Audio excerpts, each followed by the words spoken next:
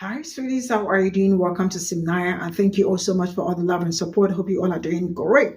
So, this Polish woman actually came to talk about the source of white tears, and she explained how white tears are, especially white women tears, are very dangerous to people that look like me. And I think she captioned that white woman tears are the exact intersection, right?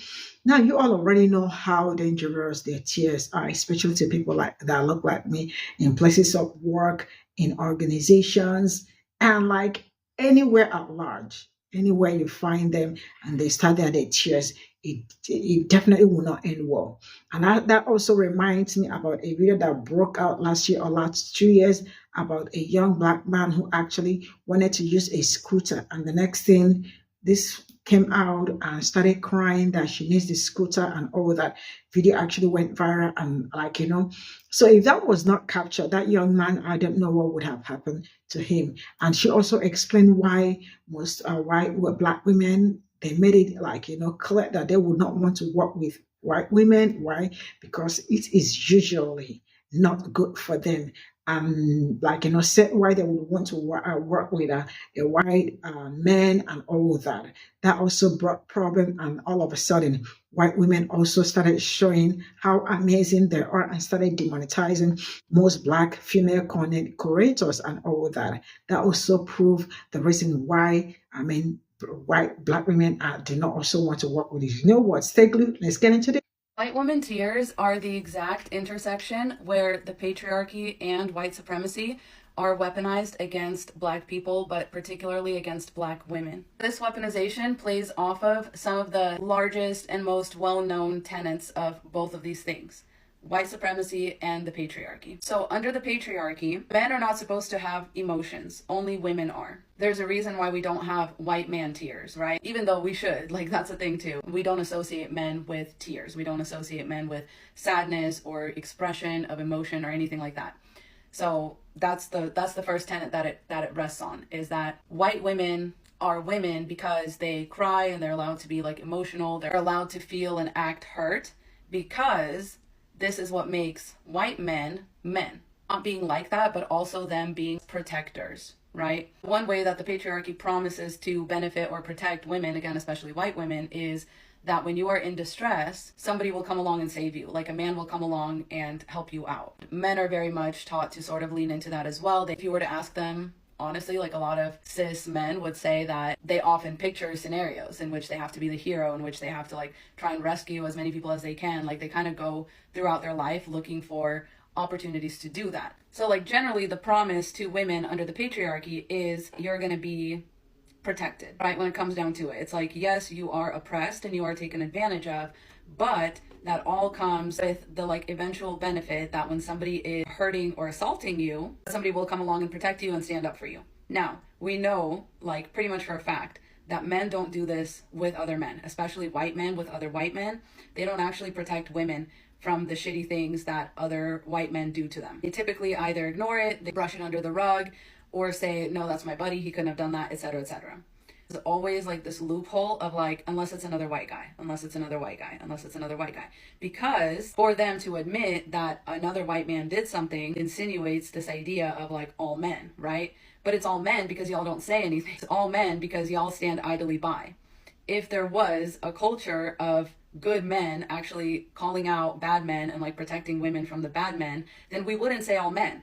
But the fact is, the culture is when a man who looks like you does something to a woman and then she tells y'all about it, y'all say, no, he couldn't possibly done that because he's my friend, he looks like me, we work together, I know that guy. Of course, he wouldn't do that to you, you're a man, you're not a woman. But men will like be very oblivious to that fact, and I don't think it's like accidental. I think they're very well aware of how it makes them look. Like, well, if we call out John or if we call out Adam, then we'd also have to tell people about what Jake did. Then we'd also have to tell people about that thing that Max did a few years ago. Then we'd also have to like talk about what I do to my girlfriend in bed. Like, it's very much a bro code. So white women are actually not as protected by white men when it comes to other white men and really men in general. A lot of times when women come to men, again, especially white women, come to white men and they say, hey, one of your buddies did such and such, they'll be like, well, what did you do? Like, he wouldn't have done that if he didn't have a reason to. But that's where white supremacy comes in, okay?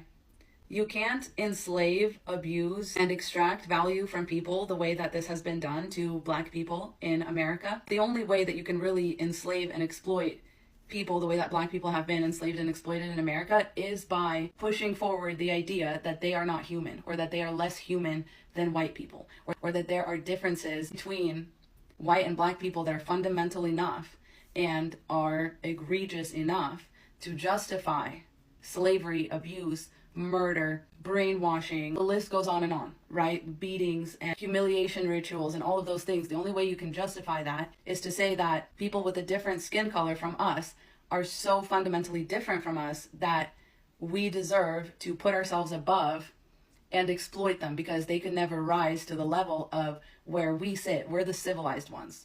Mind you, they were saying this with a straight face as they did extremely barbaric shit, and they were saying that they were more civilized. More. None of this is rooted in logic or reality. All of this is very delusional thinking. I want to make that very clear. There was nothing that ever or could ever make slavery okay. There has never been anything, and there never will be anything that will make what happened in this country okay. But because America views slavery as a thing that just happened here, like outside of anyone's control, it just happened here for like 250 years, and then all of a sudden people were like, wait, that's happening on this land.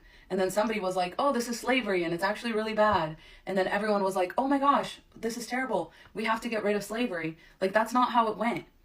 That's not what actually happened. What actually happened was a concerted effort by the government of America, by the people in power in America, by the people that were actively making money and profiting off of this exploitation and abuse, to say these humans were less human than the humans that happen to have white skin and less pigment in their skin. That was a concerted effort that a lot of people helped to perpetuate. People's grandmothers and grandfathers that lived here helped to perpetuate. My ancestors did plenty of fucked up and racist shit on my land too. I'm not excluding myself from the overall white people demographic when I say that, okay? Like, this applies to me. And I'm fully aware that I could choose to employ these tactics with like a near perfect success rate as, you know, any other white woman. That's why it's important to educate myself on why they're so wrong. Even if I am sad and I do want to cry about a situation, or I do feel really bad or like really guilty, that it may not be the best route to go ahead and like act a certain way, because not everybody is allowed to act that way. Which brings me to when Black people became so marginalized that they were really thought to not be human, where they were treated as such. They were treated as though they were not human. They were not given human considerations. They were not given human rights. They were not given voting rights. They were not given property rights. They were not given like earning money rights, because people wanted to exploit them. And so they did so in the most unceremonious possible way by literally being like, these humans aren't really human. Where white woman Thiers comes back into this equation is this is how white women used to exercise the power that they lost by submitting to the patriarchy, was given back to them by white supremacy. And that's why a lot of white women will be like, well, aren't we all women? Can't we just unite on the women's issues first? No, we can't. We can't, because there's a more fundamental issues. There are human rights issues. We can't all unite as women until we really air out the root of racism by talking about it, by acknowledging it. Okay, because where white women Thiers come into this is that white women could finally depend on the protection of the patriarchy, or they could finally have a little bit of power within that patriarchy that was oppressing them by playing on these men's insistence that Black people aren't people. And so what they got to do was employ, finally, their emotions in order to wield a little bit of power in this structure, right? And they did so at the expense of other people, at the expense of Black men and Black boys, I should say, because a lot of times these were children that we're talking about, like Emmett Till. Mind you, that woman is still alive. Mind you, the woman that made a false accusation against Emmett Till, one of the most horrific and barbaric things that's ever happened. The person who made that possible is still alive today. She gets to vote and she's not in jail.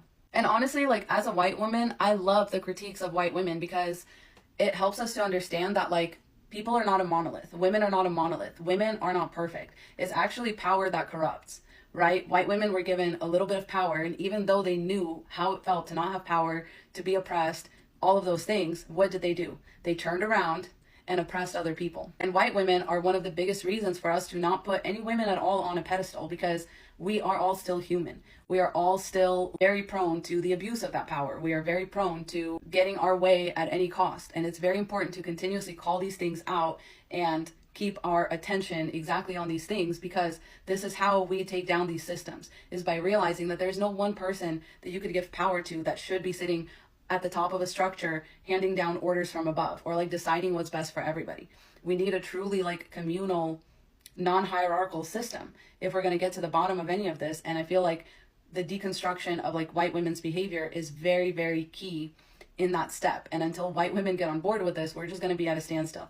As long as white women are, sitting at the train station talking about, I can't get on this train because I'm not a white woman like the other white women, and, ain't I a woman too? Like, no, that's not a question for you to ask. That's a question that a black woman asked to you, and you need to think about that. But they'll immediately flip all those arguments back around and be like, no, I can't get on this train because I just can't get on board with all of this. And it's like, okay, well, the train's just never leaving the station then. I hope you're happy. The reason that it's so easy to like employ these white women tiers is because the patriarchy has something to prove to you as a white woman. And the only way that it wants to prove it is at somebody else's expense that's not a white man. This is how the patriarchy and white supremacy prove their usefulness to white women, who are like a very important pillar in holding it up. And this is why feminism can't go anywhere until white women let go of that pillar, let go of that like, oh, I can garner pity and avoid accountability kind of card, because we as women all hate it when men play that card. When they say, oh, well, if it wasn't for like my abusive childhood, or like, oh, well, my ex, cheated on me once in high school and I just haven't been able to trust women since. It's like, well, what are you going to do about it, right? And it's the same as white women. It's like, you want to be able to go out there and like share spaces with people. You have to be ready to take accountability for your actions, especially as a white woman. If feminism to you is not about a skin color, then prove it.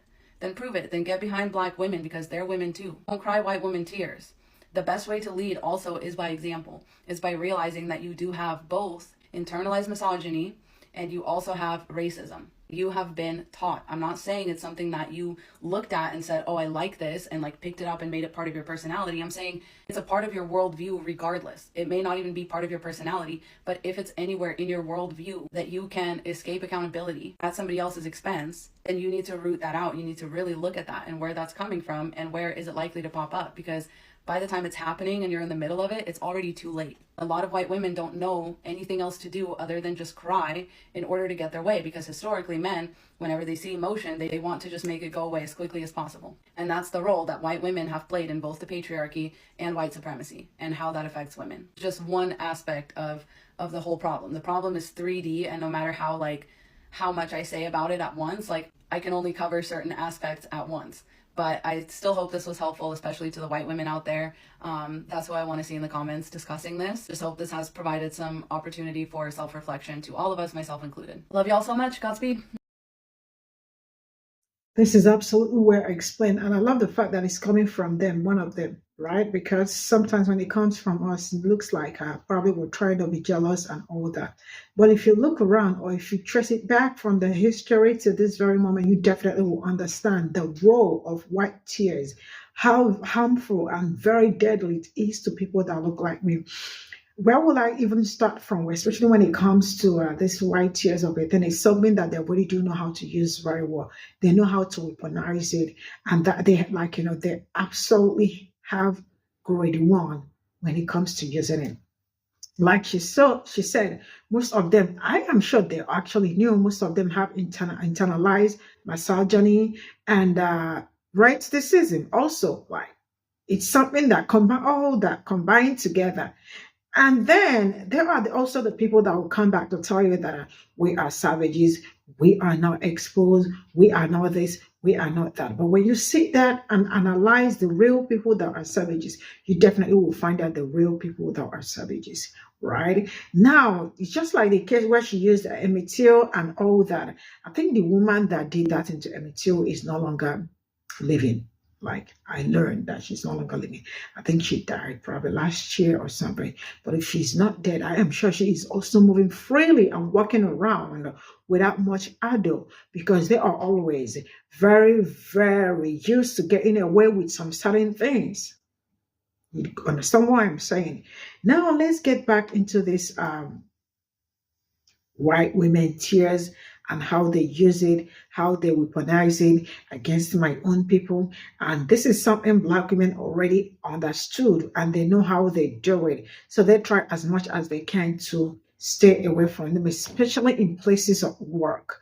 If you remember, there was a time this video that was going around when they were very, very mad with Black women, saying that when Black women said that they would rather work with Black men rather than working with white women, right? Because they are usually at ease with white men, but not at ease with them. And they became really very angry. Not just like, they became absolutely seriously angry and started looking for, they started demonetizing some Black content creators. So that also showed, and that showed that Black people or Black women were not also lying when they said that they would rather work with white men than them, right? So they proved the point why Black people, why they avoid them at all costs and all that. So this is something like, I still remember that, like, back then, a lot of my own people, were incarcerated, some prison and all that. Why? Because woman testified against them. And the truth is that once they testify, it looks like their tears is that their tears are so important that they don't even try to investigate if this is true or this is lie. They just run with it, and when they run with it, you are absolutely in problem. And the rest of it, she really did a great job with the analysis and the example she also gave and all that. And I hope they get to see this video, because this is for them, not for my own people, because I am not sure we're your problem. We don't do anything, but you all wake up every day to gaslight yourselves and the rest of it. See you all in my next video. Bye for now.